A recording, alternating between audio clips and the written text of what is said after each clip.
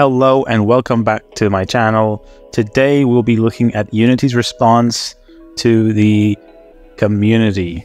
We obviously had a massive fallout between the development community and Unity as they had put out their new pricing structure, charging per install and all that kind of crazy stuff. Crazy stuff that has been covered many times over by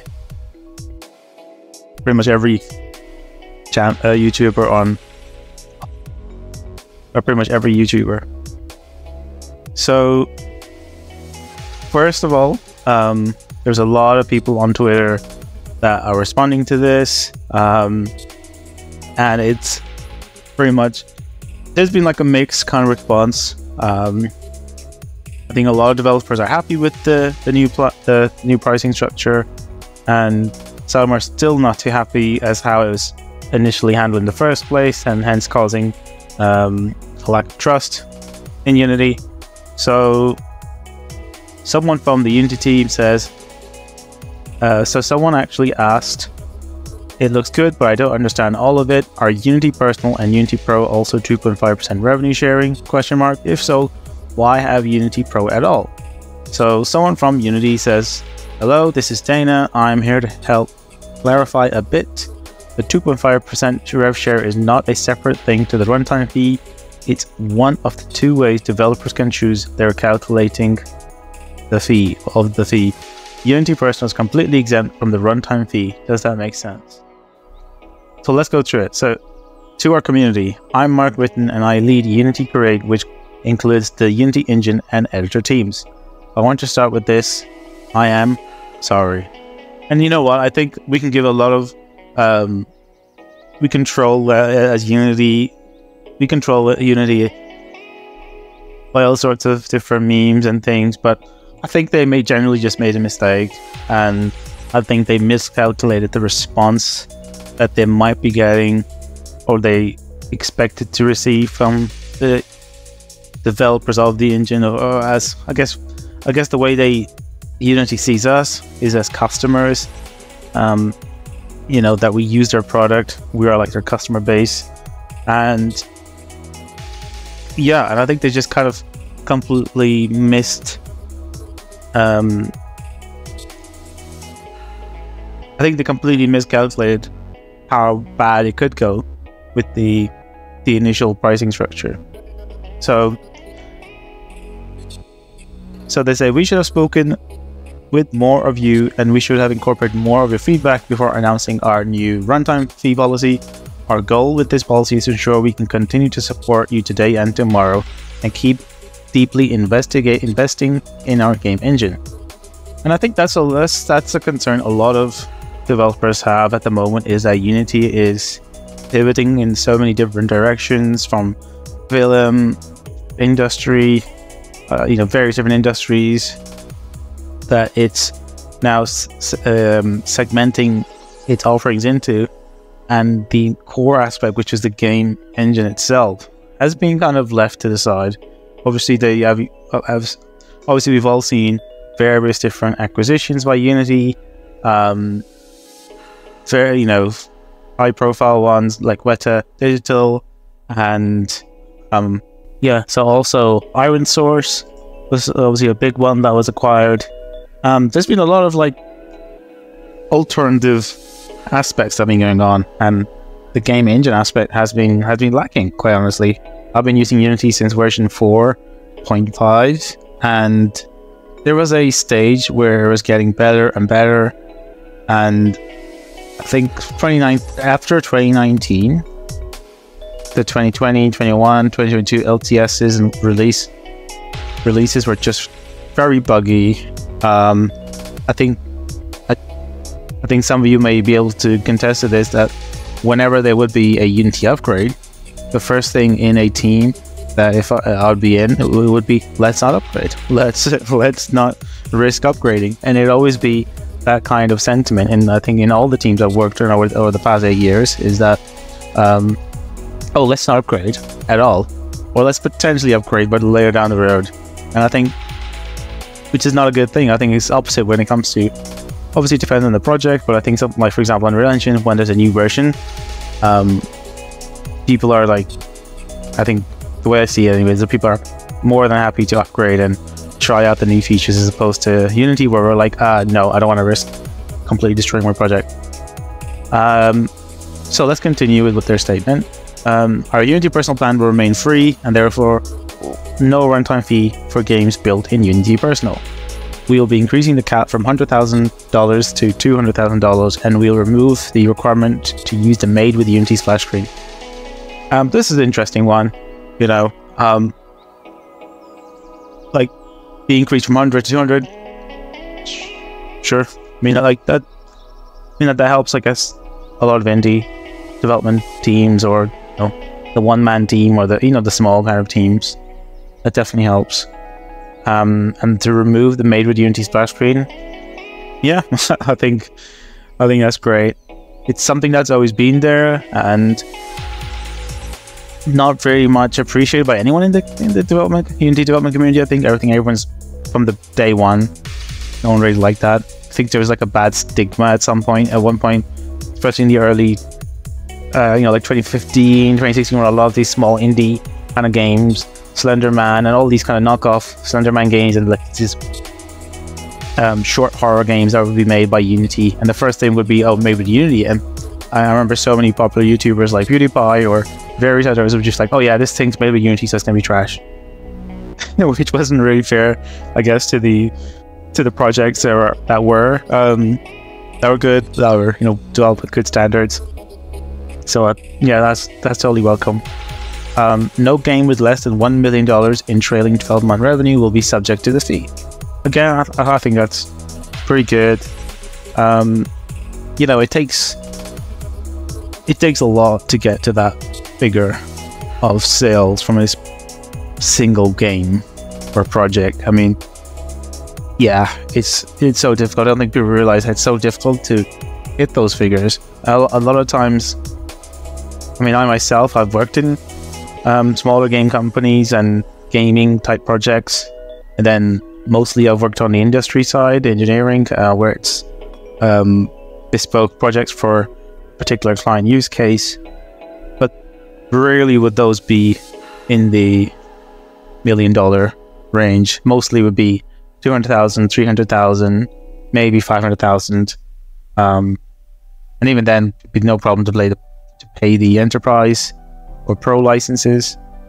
Or for an individual gaming studio or does animation studio, it's super hard to get these kind of numbers for one game or one product. It'd be more like, you've released 20 or 10 or 15 over a 2-3 year period on mobile and maybe consoles. Again, I mean, that's just from my experience. I'm sure it's different in the AAA and the medium kind of tier of game development. So this is again another good one, where they say the runtime fee policy will only apply beginning with the next LTS version of Unity shipping in 2024 and beyond. So your games that are currently shipped and the projects you are currently working on will not be included unless you choose to upgrade them to this new version of Unity. Again, I think that's totally fine, it's totally fair, and it makes sense, because I don't think a lot of people will upgrade unless it has substantial improvements, which from kind of the previous past dozen or so LTS releases of the Unity have not been amazing upgrades, let's just say. It's been okay, but nothing quote-unquote game-changing that, oh, I need to upgrade a version right now. So for games that are subject to runtime fee, we are giving a choice of either a 2.5% revenue share or the calculated amount based on the number of new people engaging with your game each month. Both of the numbers are self-reported from data you already have available. You will always be billed the lesser amount. We continue to build the best engine for creators, and we truly love this industry, and the reason, and you are the reason why. Yeah, I mean, 2.5% is really not that bad. It's a lot fairer than the 5% that was initially proposed. We'll be interested to see how this changes in the next quarter or next year or so. Because I think Unity have been struggling to make profit, from all these different avenues that they've got going on. They've almost over leveraged into so many different aspects of the industry, and where it's not just games, it's film, it's engineering, construction, all sorts of different kind of routes where it's gone into. And they've obviously had to spend a huge amount of capital to kind of make those things happen, build those teams, build those plugins, acquire. A lot of times been acquiring acquisitions. So they've spent a lot of money just building that kind of portfolio of assets, I suppose now. So they did have a live fireside chat with Jason, which is pretty cool. The upcoming price changes. Jason is someone I've been following for a number of years. I think when he first created his channel, I've been following Jason for a long time. Super cool guy. I think he was exactly the right person to do this fireside chat. I went through like bits of it on Twitter, mostly from what I've seen. But it's worth checking this out. If you haven't, I'll leave a link to this fireside chat where Jason is basically kind of doing Q&A with the community and then Unity directly. So yeah, I mean, I think overall, I think it's a good step forward by Unity. It had to happen. I think if they had delayed this any further, it was just getting worse and worse. A lot of teams were like, as we all seen on Twitter and LinkedIn and other places, people are like pretty quick to jump ship and not have to pay. It'll be still interesting to see what the drop-off rate is from this kind of disaster, so to speak, with the initial pricing. How many teams actually will stop using, as opposed to we're thinking about it, and then, or will there be like a transition phase? So companies that are still building Unity-based projects now will eventually move over to a new engine. I think that's entirely possible. I don't think it's something that Unity should be surprised about. I think they will lose some customers over this little incident, and it is what it is. I think it's almost like a good. It's almost like a good thing in a way, because it's given us, myself and many other developers, kind of this window into, there's all those game engines like Stride, like Godot, like Flax, and many others, and they're all very capable engines. Obviously, there's a barrier. The main barrier is like the teams will have to learn these new tools, learn the new APIs. And if it's a different coding language, if it's not C# or C++, then whatever it is, it's like they have to then learn that. So there is like a considerable amount of investment that a company has to do in that regard. And a lot of companies honestly don't do that. They will not spend money training their existing staff to learn a new engine. A lot of times I've seen throughout my career, they'll just bring in new people who are already proficient with that game engine kind of instantly. For example, Godot becomes a highly sought after skill set, or Unreal Engine or anything other than Unity. And I think that's going to happen, and it'll be interesting to see, because I've seen a massive drop in Unity related work, I would say, especially in the UK. I'm not sure about the USA, but in the UK and parts of Europe, definitely there's been like a drop in demand for Unity developers. So anyways, I guess we'll continue to follow this and see what happens, see what becomes of this. But I think it's a good step forward. They had to put out this statement sooner than later, and I think people were getting very frustrated with the delay. But I think they've done a good job. I mean, I'll continue, of course, to use Unity, but I am learning I am learning Flex, Strider, and Unreal. And I think, the next potential, the way I tend to work is project-based through as a contractor or freelancer. And it's very much about what the use case is.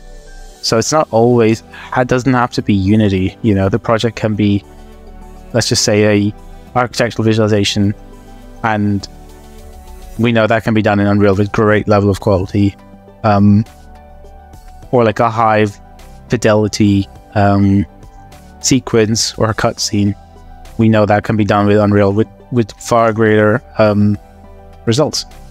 So, that's my thoughts on this situation. I think it's good that they've come out with this, and yeah, that's all for now, and I'll see you later. Bye bye.